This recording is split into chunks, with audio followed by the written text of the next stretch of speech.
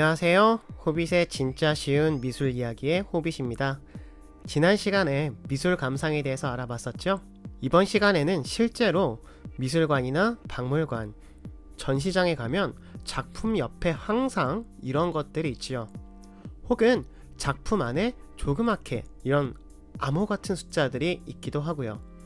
지금부터 이러한 작품 표기와 그림에 숨어있는 암호 같은 숫자들이 무엇을 의미하는지 한번 알아볼게요.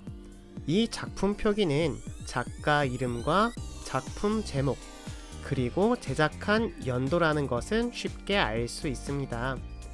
옆에 있는 숫자들은 사이즈를 나타내요. 영어로 쓰인 이런 부분들은 어떤 재료로 만들었는가를 나타냅니다. 이렇게 믹스드 미디어라고 써있는 경우에는 여러가지 재료를 썼다는 의미예요. 여기까진 그래도 알겠는데 도대체 옆에 붙어있는 이 빨간 스티커는 뭘까요? 축구에서처럼 작품이 별로라서 레드카드를 준 걸까요? 아니면 성인들만 볼 수 있는 19금 딱지일까요? 기대하신 분들에게는 안타깝지만 정답은 작품이 팔렸다는 것을 의미해요. 그래서 이런 스티커는 소장 작품을 전시하는 미술관보다는 일반 갤러리나 아트페어 같은 곳에서 많이 볼 수 있죠. 저도 처음엔 미술 작품을 보통 사람들이 살 수 있는 거였어? 라고 생각하기도 했었는데 당연히 미술 작품이 팔려야지 작가들도 먹고 살지 않을까 라고 생각해 보니까 납득이 금방 되더라고요. 축구로 치면 호날두, 메시급의 작가들의 메머드급 가격만 보다 보니까 미술 작품이 터무니없이 비쌀 거라는 인식이 좀 강해요. 하지만 생각보다 그리 비싸지 않은 작품들도 많습니다. 집이나 회사, 가게를 예술품으로 인테리어한다고 생각해보면 오히려 더 싸게 느껴지는 경우도 많아요. 가끔은 유명 작가들의 작품인데 이상하게 저렴한 가격의 작품들이 있는 경우도 있어요. 그런 작품들 밑에는 이런 암호 같은 숫자들이 쓰여있는 경우가 많죠. 이런 숫자들이 써있는 작품들은 대부분 판화라고 보시면 됩니다. 판화라는 이름 굉장히 익숙하죠? 학교에서 이렇게 생긴 조각칼로 고무판을 열심히 긁은 기억이 있는 분들이 많으실 겁니다.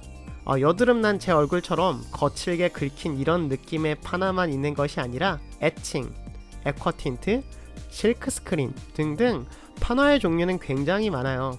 이런 판화는 기본적으로 판으로 찍어내서 똑같은 그림을 많이 찍어낼 수 있다는 점이 특징이죠. 한 번쯤은 들어봤을 앤디 워홀이라는 작가는 스스로 작업실을 팩토리라고 해서 실크 스크린 기법으로 대량 생산을 했었죠. 그러다 보니까 어지간한 미술관에는 앤디 워홀 작품이 하나씩은 다 있어요.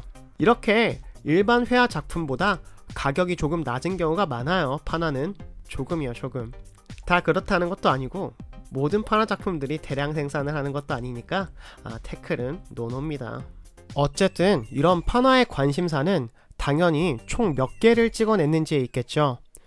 길거리를 지나가다가 나와 똑같은 옷을 입고 있는 사람을 보면 기분이 좀 묘하잖아요. 마찬가지로 내가 비싸게 주고 산 작품이 어디에나 걸려 있으면 기분이 좋지만은 않겠죠. 그래서 국룰로 정해진 표기법이 바로 이 판화의 숫자 표기입니다. 쉽게 생각하시면 한정판의 시리얼 개념이라고 보시면 돼요. 총 몇 장을 찍었으며 그 중에 몇 번째 작품인지가 표기되어 있죠.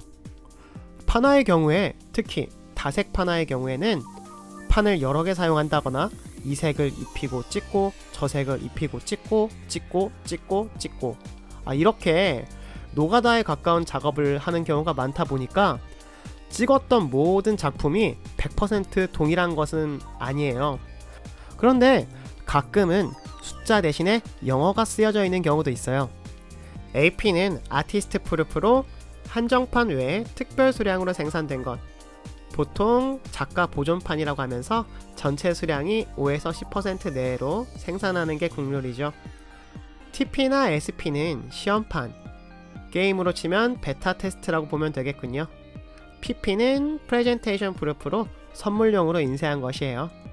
RP는 리프로덕션 프루프로 작가가 아닌 다른 사람이 인쇄한 것으로 복제품이라고 보면 됩니다. 물론 작가 서명도 보통 들어가 있지요.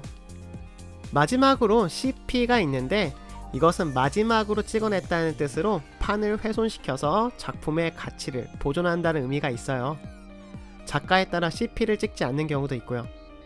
물론 열심히 만든 판이 너무나 소중했기 때문이죠. 반짱. 자, 어떠셨나요? 오늘은 미술작품의 표기에 대해서 알아봤는데요.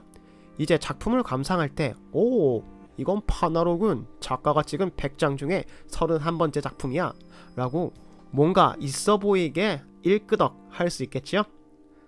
감사합니다. 오늘 준비한 내용은 여기까지고요. 다음 시간에 더 알찬 내용으로 다시 돌아올게요.